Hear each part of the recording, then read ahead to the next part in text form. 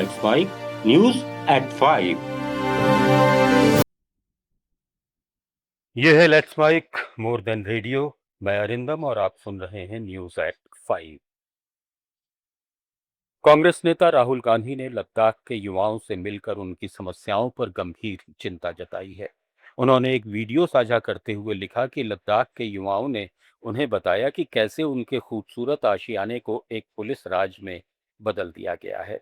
लद्दाख की आवाज दबा दी गई है, लोकतांत्रिक अधिकारों को कुचल दिया गया है और उनकी जमीन और नाजुक पर्यावरण को मोदी के अरबपति मित्रों के हवाले किया जा रहा है। राहुल गांधी ने स्पष्ट किया कि लद्दाख के लोग विकास के खिलाफ नहीं हैं, वे रोजगार और उद्योग चाहते हैं, लेकिन ऐसा विकास जो स्थानीय लोगों को फायदा पहुंचाए, उनकी संस्कृति और पर्यावरण की रक्षा करे।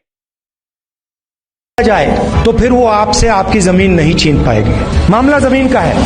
Protections that once kept outsiders from buying land or taking government jobs vanished with Article 35A.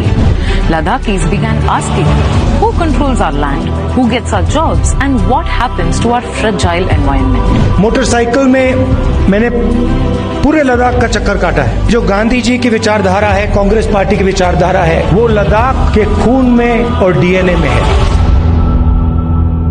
Hello, how are you? Supreme court ने कांग्रेस नेता पवन खेड़ा की याचिका पर अपना फैसला सुरक्षित रख लिया है।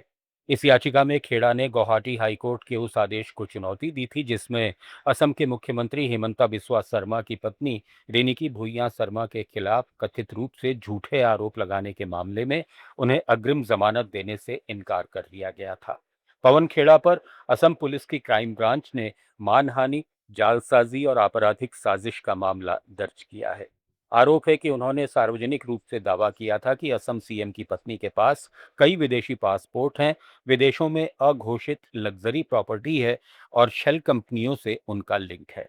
गुवाहाटी हाईकोर्ट ने खेड़ा की अग्रिम जमानत याचिका खारिज करते हुए कहा था कि हिरासत में पूछताछ जरूरी है ताकि आरोपों के स्रोत का पता लगाया जा सके। इस फैसले के खिलाफ पवन खेड़ा ने सुप्रीम कोर्ट में स्पेशल लीव पिटीशन दायर की थी। कांग्रेस नेता जयराम रमेश ने एक्स पर लिखा है कि ठीक 1 साल पहले 30 अप्रैल 2025 को मोदी सरकार ने अचानक घोषणा कर दी थी कि आगामी जनगणना में पूरे देश की जाति आधारित गणना भी शामिल की जाएगी। उन्होंने इसे मोदी सरकार का ड्रामेटिक यू टर्न बताया और पुरानी घटनाओं का विस्तृत क्रम रखा। 21 जुलाई 2021 को गृह मंत्री ने लोकसभा में भाजपा सांसद निखिल खड़से के सवाल के जवाब में साफ कहा था कि सरकार की नीति है कि अनुसूचित जाति और जनजाति के अलावा जातिवार जनसंख्या की गणना नहीं की जाएगी। 21 सितंबर 2021 को मोदी सरकार ने सुप्रीम कोर्ट में हलफनामा दाखिल करके कहा कि अदालत द्वारा जाति गणना का कोई निर्देश देना सरकार की नीति में दखलंदाजी होगी। 16 अप्रैल 2023 को कांग्रेस अध्यक्ष मल्लिकार्जुन खड़गे ने प्रधानमंत्री को पत्र लिखकर नियमित जनगणना के साथ अपडेटेड जाति जनगणना की मांग की थी। 28 अप्रैल 2024 को प्रधानमंत्री ने एक टीवी इंटरव्यू में कांग्रेस की जाति जनगणना की मांग को शहरी नक्सली विचारधारा करार दिया था। कांग्रेस अध्यक्ष मल्लिकार्जुन खड़गे ने कर्नाटक कांग्रेस में चल रहे मुख्यमंत्री विवाद पर कहा कि हम राज्य की उलझन को जल्द से जल्द सुलझा लेंगे। उन्होंने कलबुर्गी में मीडिया से बातचीत में स्पष्ट किया कि ये उलझन हाईकमान की वजह से नहीं बल्कि राज्य स्तर पर है। साथ ही खड़गे ने दीवार गिरने की घटना पर चिंता जताते हुए कहा कि ये एक पुराना कंपाउंड था, इसे ठीक से नहीं बनाया गया था। एक तरफ कंपाउंड को ठीक किया जाना चाहिए और दूसरी तरफ उन सब्जी विक्रेताओं को उचित मुआवजा दिया जाना चाहिए जो कंपाउंड के पास बैठकर सब्जियां बेच रहे थे।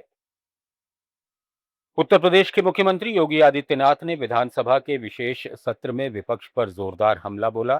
महिला आरक्षण विधेयक को लेकर केंद्र में हुए विवाद और विपक्ष के रवैये पर निशाना साधते हुए सीएम योगी ने कहा कि आप लोगों के आचरण को देखकर गिरगिट भी शर्म आ जाएगा। मुख्यमंत्री ने विपक्ष के दोहरे रवैये पर सवाल उठाते हुए कहा कि दिल्ली से लखनऊ पहुंचते पहुंचते जब आदि आबादी के आक्रोश को झेलना पड़ रहा है तो यहां आप रंग बदल रहे हैं। हालांकि उन्होंने महिला आरक्षण की आड़ में होने वाले परिसीमन पर कोई बात नहीं की। ताजा खबरों का डेली बुलेटिन रोजाना सुनने के लिए डाउनलोड कीजिए लेट्स माइक ऐप। जुड़े रहिए लेट्स माइक के साथ। आप सुन रहे थे let's mic more than radio. Follow कीजिए हमें